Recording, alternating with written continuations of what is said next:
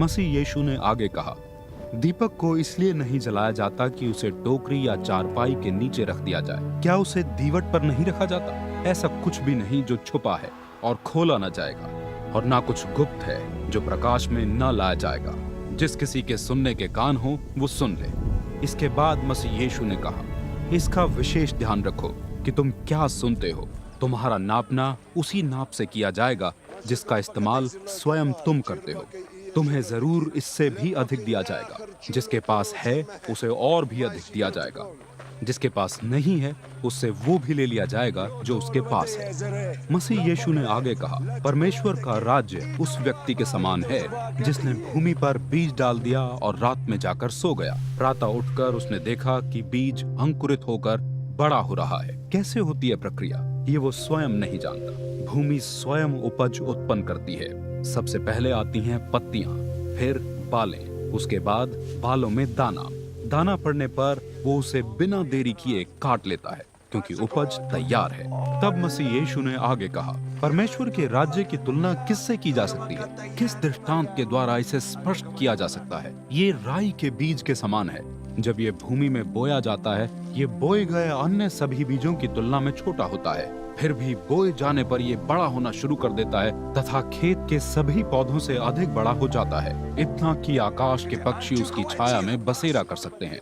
सुनने वालों की समझ के अनुसार मसीह यीशु इसी प्रकार के दृष्टांतों के द्वारा अपना सुसमाचार प्रस्तुत करते थे।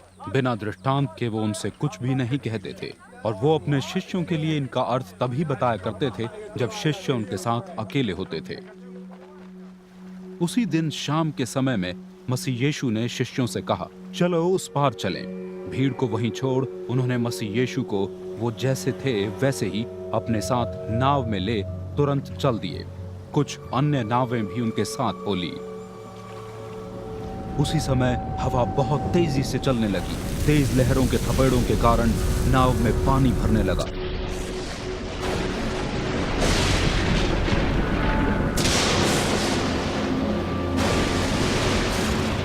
मसीह यीशु नाव के पिछले भाग में तकिया लगाए हुए सो रहे थे। उन्हें जगाते हुए शिष्य बोले, गुरुवर, आपको हमारी चिंता ही नहीं कि हम नाश हुए जा रहे हैं।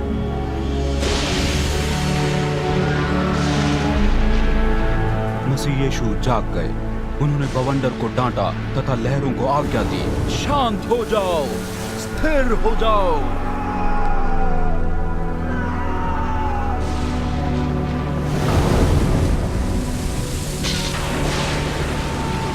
बवंडर शांत हो गया तथा पूरी शांति छा गई।